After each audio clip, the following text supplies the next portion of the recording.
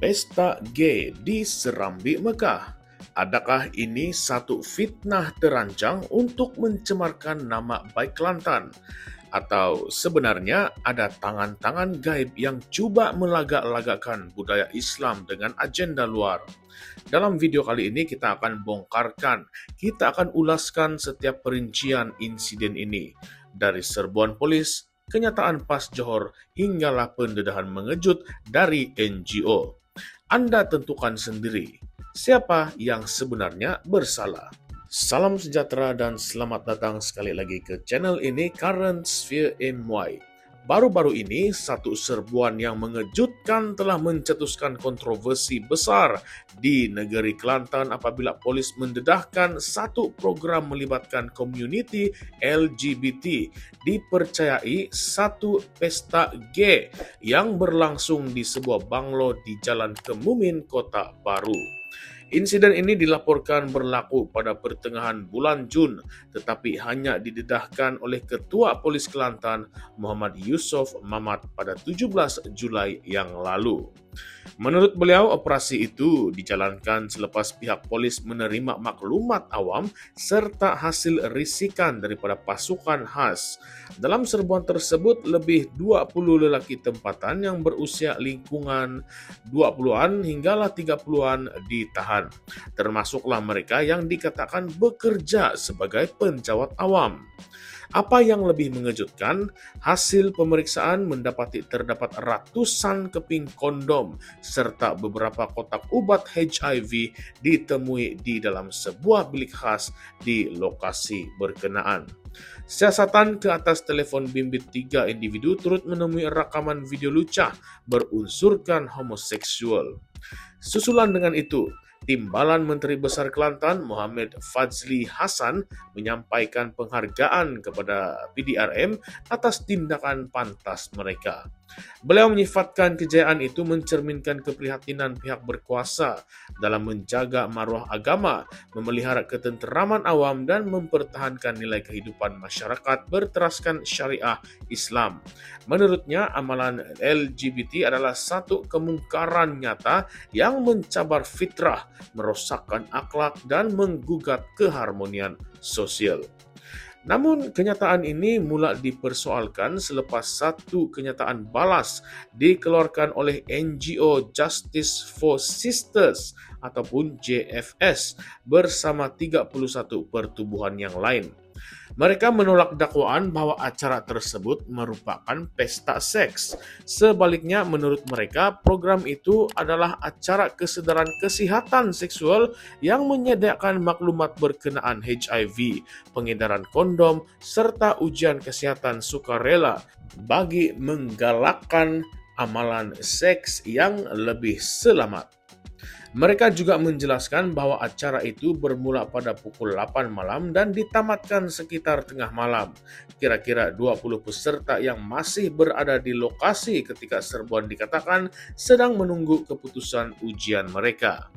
Tiada sebarang aktiviti seksual berlaku semasa acara tersebut berlangsung, menurut kenyataan JFS. Isu ini kemudiannya menjadi lebih panas apabila PAS Johor tampil membuat kenyataan yang mengejutkan.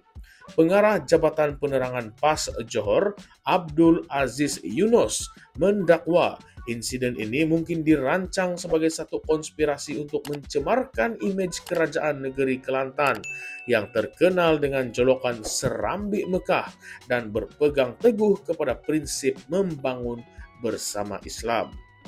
Menurut beliau, rakyat sedia maklum bahwa Kerajaan Kelantan amat menitik beratkan aspek peradaban dan juga gaya hidup bermaruah.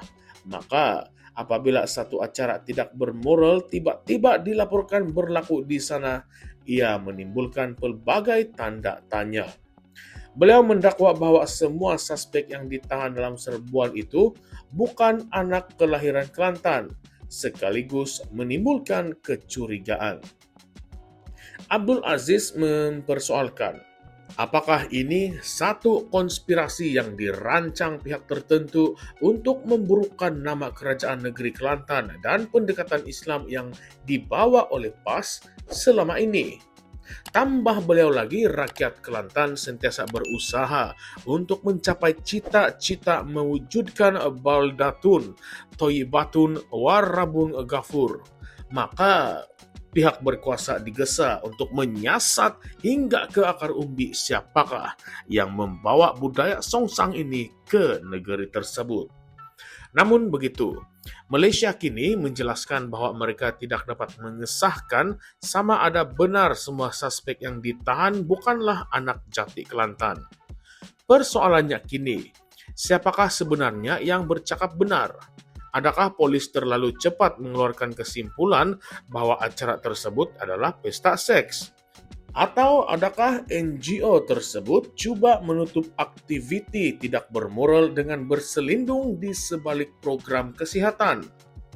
Beberapa laporan sebelum ini menunjukkan betapa isu LGBT di Malaysia sentiasa menjadi perbahasan sensitif.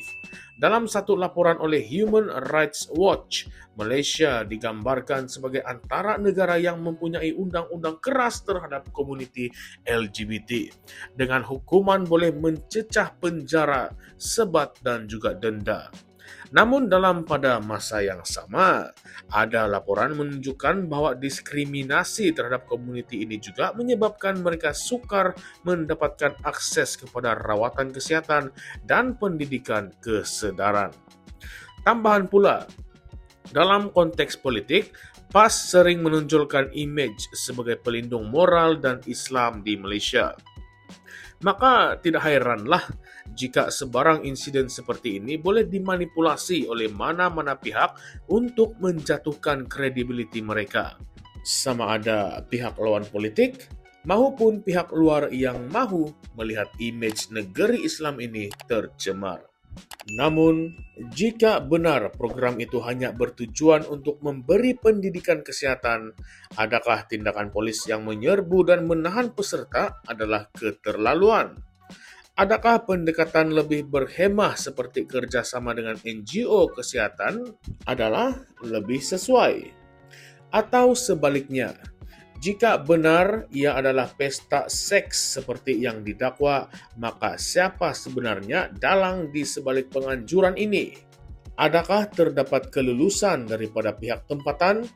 Adakah ia sengaja dibenarkan berlaku untuk mencipta satu naratif politik?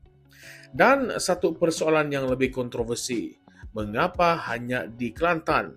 Kenapa tidak di negeri-negeri lain yang dianggap lebih liberal? Adakah ini satu percubaan untuk menghina ataupun melemahkan reputasi Serambi Mekah itu? Apakah pendapat Anda semua tentang isu ini? Adakah ia satu pesta maksiat seperti yang didakwa ataupun memang itu adalah program kesehatan yang telah disalahartikan? Atau lebih kontroversi lagi, adakah ini satu plot politik untuk menjatuhkan imej Islam yang dibawa oleh Kerajaan Kelantan? Coba komen di bawah, kerana kami ingin dengar suara Anda semua. Baiklah semua, sebelum itu jangan lupa untuk like, share, dan subscribe ke channel ini Currents VMY, platform di mana politik, isu semasa, dan kebenaran dibongkar tanpa tapisan. Sampai jumpa lagi di video seterusnya. Salam sejahtera semua, salam perjuangan, salam reformasi. Sekian sekali lagi, terima kasih.